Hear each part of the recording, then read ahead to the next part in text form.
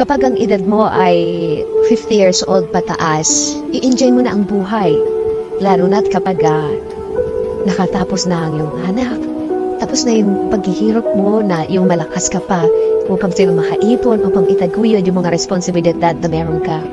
Nang settled na sila, subukan mo naman na huwag ka nang pumasok sa kung ano-anong mga pag-i-invest, mga bagong project, dahil sandali na lang ang buhay, lalo na sa Pilipinas, napaka-igsi ng buhay.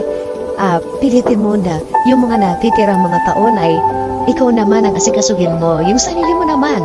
Although, kailangan nandun ka pa rin sa mga pamilya, sa mga anak mo. Kasi kaya na nila yan. Sila na mismo ang gagawa ng sarili nilang buhay.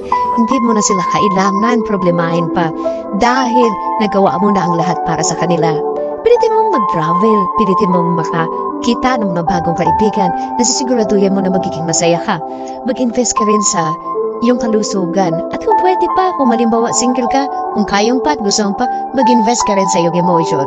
Hindi mo alam kung hanggang kailan ang buhay natin. So yung matitira na yun, para sa iyo naman yun. Kasi ibinigay mo na ang lahat para sa mga mahal mo sa buhay. Karapatan mo rin kasing lumigaya.